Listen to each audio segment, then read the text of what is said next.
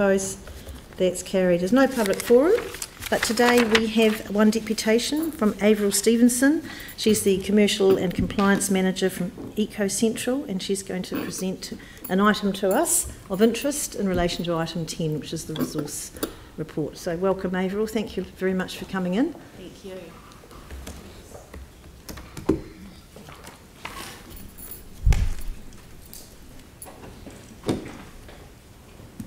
Try not to hit myself getting in. All right. So good afternoon, everybody, and thank you very much for allowing me to come in to present to you today. As you know, Eco Central is 100% owned by Christchurch City Council through the holdings companies. So we sit alongside the airport, the port company, and City Care. Christchurch City Council are also our biggest customer, and we value greatly our relationship and work that we do with the operational team here at the Three Waters. Eco Central employs approximately 100 staff, and as part of that team, my role is to find sustainable destinations for good quality sorted, baled recycling. Next slide. So pre-COVID, we were taking recycling from Christchurch, Waimakariri, Selwyn, Ashburton, Mackenzie, Westland councils. We were also taking in commercial recycling from companies in the waste management sector within Christchurch. We were processing approximately 200 tonnes of recycling a day, receiving 40 to 50 trucks, and the recycling plant, 30 people were working Monday to Friday, 10-hour days. We were producing approximately 20 to 40 containers each week of baled material and selling locally where we could. What we noticed pre-lockdown was that there was a marked increase in the amount of rubbish in the recycling. So normally we would call it waste, but we need to call it what it is. It was rubbish. And it just didn't ease off. So we saw levels of contamination up to 35% and increasing. That was pre-lockdown. We became very concerned about our team handling so much recycling and particularly handling so much waste, and particularly the types of waste that we were receiving. And coupling this with the potential for the virus to be on the recycling, mindful of the threat that posed to our staff, and that international markets were closing their borders due to the COVID virus issues they were dealing with. Next slide. Based on those factors, we had to make the difficult decision to cease processing on the 1st of April, which was probably quite timely, April Fool's Day. We were able to recommence recycling on the 4th of May, but unfortunately we haven't recovered, and in fact we're probably going downhill since pre-COVID days. So what does not recovered look like? Well, it looks like 42% of all loads received are going to landfill. So that's every load from Christchurch City Council comes to us, to the receiving hall at the recycling plant, it's tipped on the floor, it's inspected by our staff and rejected or accepted depending on what we see, and 42% of those trucks are going to landfill. We're not accepting recycling from some other contributing councils, and that's due simply to the high levels of contamination in their recycling. According to the Christchurch City website, ratepayers have paid over $1 million to send recycled material to landfill that's been rejected from our plant. And the operational issues stem from having to keep 30 people busy and in useful employment when we're not processing recycling. So the public may ask, well, what's the issue with that? And the issue with that is that the markets have reopened. In fact, mills are hungry for feedstock. They can't get enough paper to run their plants, given that other countries are still in significant lockdown and not processing recycling. So we're in a prime opportunity at the moment to maximise our sales by selling to those countries. They have very high expectations of quality, and we have outstanding long-term contracts with reputable brokers that we can't fulfil. There's limited stock available because of the contamination that we're receiving in the loads. It's particularly frustrating for us that with mills in desperate need of good feedstock, where demand outstrips supply, that we can't supply product to them. Next slide. So what's the issue with that? We've got a recycling plant, let's sort it. Well, the plant sorts by size and shape, and it sorts recycling very well. It doesn't sort rubbish at all. So any rubbish that comes through the plant that's round will be sorted as a container. Any rubbish that comes through that's flat will be sorted as paper. And anything that does not belong in the recycling must be pulled off by hand, by a person. Next slide. So what sort of things are we taking off the line? That's a very good question. There's three significant things that are causing us issue. There's general waste, there's food scraps, and there's the soft films and flimsy packaging. The general waste, we're finding nappies, dead animals, guns, washing baskets, vacuum cleaners, chainsaws, seat belts. Anything you could put in the rubbish, we're finding in the recycling. Food scraps are a particular issue. As you can appreciate, rotten vegetables and fruit will contaminate recycling quite quickly when it smears all over them. Potato peels and bread do initially the same thing. Soft films are a big problem for us as it sorts through the paper, through the plant as paper, because it's flat. It ends up in the recycling stream for paper, and the paper mills have zero tolerance to any soft films in the recycling. By the time the rubbish has gone into the yellow bin, it's essentially too late for us to do anything with it because it's contaminated all of the recycling. And then the truck load is ruined and sent for landfill. So what would help us? It would help us greatly that residents take responsibility for their recycling at their gate, that they're held accountable for it, that if it's not accepted, they don't put it in the red bin, that they check out the CCC website for the most up-to-date information, that they download the CCC app, which is very good, that they make some proactive choices when they're buying packaged goods, and if it's not recyclable, don't buy it. That would much better resolve the issues that we face and allow us to do our job at recycling good quality material. From the data we've collected, we can see that the recycling we accept is getting better, indicating that residents who want to do the right thing are changing their habits. But the number of rejected loads tells us that a lot of residents are refusing to improve. So we'd like to see an increase in auditing at the curbside, so that those residents who are contaminating everyone else's recycling can be identified, and that there's a push forward for removing bins at a much quicker rate for those who refuse to be educated. Next slide.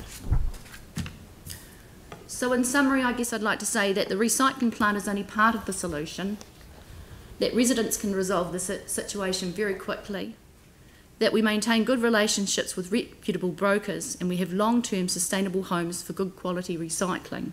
I just need to get my hands on some good quality recycling. So thank you.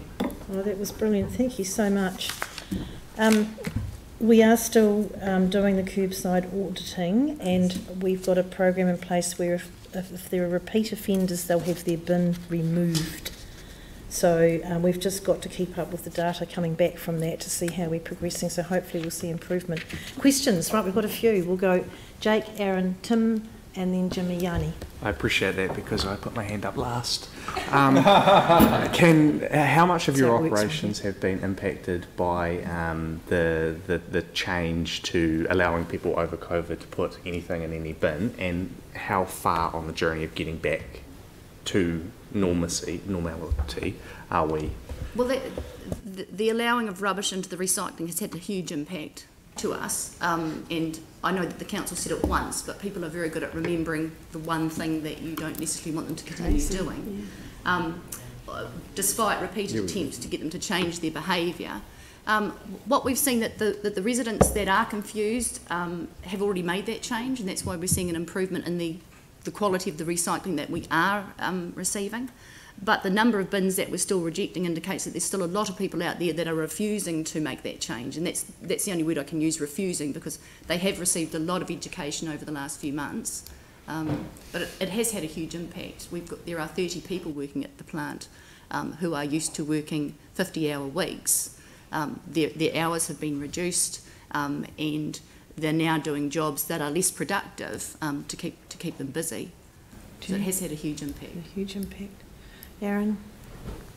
Yeah, so mine's just around the glass. How does the glass not contaminate the paper and plastics all the time? Like, you must get a lot of broken glass in the trucks, like from not my house, but my human neighbours, and the bins just all this crashing glass of various alcoholic vessels. Yeah, so Phil's house, I live near Phil. It does limit where we can sell the paper to.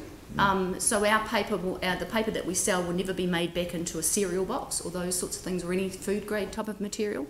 But having said that, there are still a lot of mills that will take our material who are making industrial type packaging or industrial inner cores and things like that don't require it to be glass free, If the glass was out of the recycling, it would allow us to have a wider market for it, though.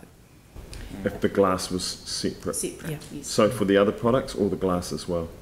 By the time the plastics gets to the end of the line, so when the machine sorts, it takes paper and cardboard out. So that would, if there was going to be any glass, that would be where the biggest risk was. By the time the plastics have moved further down the line, the audits indicate that there's no glass left in that stream. Right, and I know this will sound like a comedy skit, but with the dead animals in the bin, has anyone gone and knocked on someone's door and asked how you recycle that? Where we can identify... What was the outcome? Yeah, so where we can identify where the animal has come from, and ducks shooting season's finished, so the ducks have stopped, thankfully, and lambing's finished or finishing, so the lambs have stopped. But where we can identify where those things have come from, it's certainly reported back to the contributing councils, and they definitely make approaches. Right, are they allowed in green waste?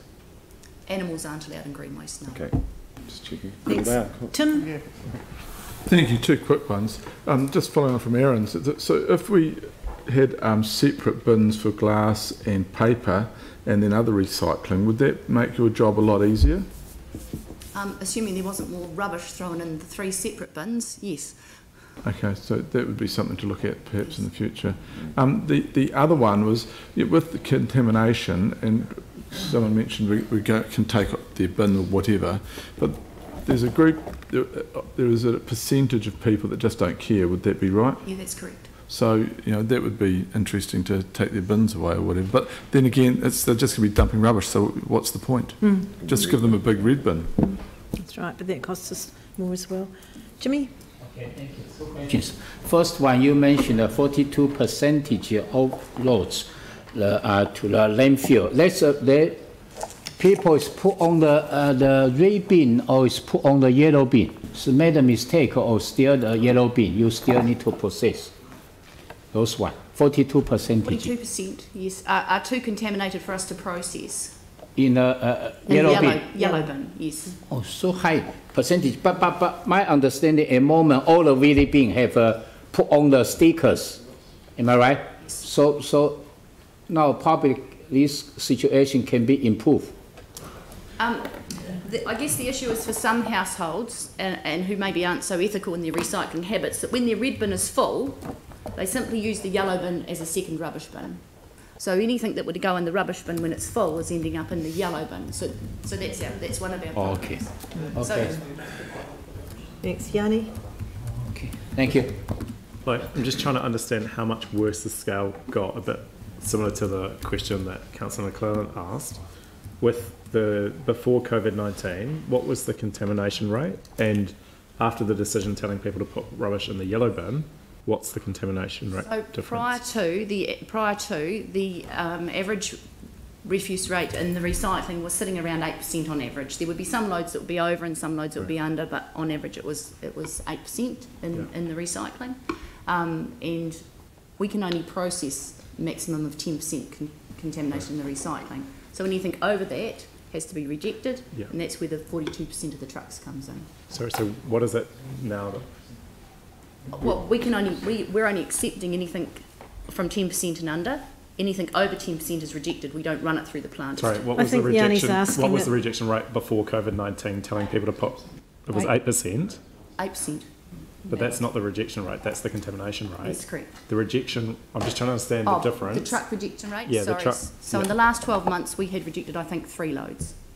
Now, I think what Yanni's asking is we currently send 42% to the landfill. What was the percentage pre-COVID? Less than 1%. Less than 1%. In one 12-month period, we only sent 3 trucks out of all of the Christchurch collections to landfill. And now we're sending 42. Right. And then my follow-up question is, were you engaged or consulted on the messaging around telling people to put rubbish into the recycling? I believe that happened outside of Eco Central. Yeah, this is part We had of a our workshop plan. on it. Yep. But wouldn't you talk to the people that are doing the service? Like, I can't quite comprehend that. Anyway, is that the end of your questions? James, I think we'll have to make this the last question. Yeah. Christ. We don't talk to our companies. The international markets have reopened. What's the risk of them closing again on us? I guess there's always a risk of that if they have a second outbreak, etc., but we're hopeful. You know, we have to keep plugging away with the orders. We're committed to those contracts. They're dying, you know, they're crying out for good material. So we'll keep shipping as long as we've got a sustainable home for it. That's always a possibility. Okay. And maybe I should know this, but can you clarify who does the auditing? Is it council or EcoCentral? At the curbside, the council's in charge of that, contracting to waste management, I believe. Yeah, waste management. Right. So do we know how many bins have been removed? I don't have that information with me. We can find that out if you like. Can we get we'll that? get a memo out. Yeah, Right, and the thanks. other thing, Avril, just following up from Yanni's question, perhaps the question might be, are there any messages that we might have missed that you might think would be more helpful to people? Well, I think all the messaging has sort of been done, and I think possibly people have been over-messaged, if you like, that, you know, with recycling, because they have some, you know, bigger issues to deal with on their plate. Yeah. But it's just unfortunate that with any education there has to be some sort of stick. And if people don't want to make the change, we really can't continue receiving the waste and the contamination in the bins and hope to have a sustainable market for it. It's just not going to fly. Yeah. Yeah, I mean the knock-on effect from this contamination is huge, and it's affecting jobs out there as well. Yes. Yeah, that's been incredibly interesting. Thank you very much for your time to come in. Thank you. Thank you.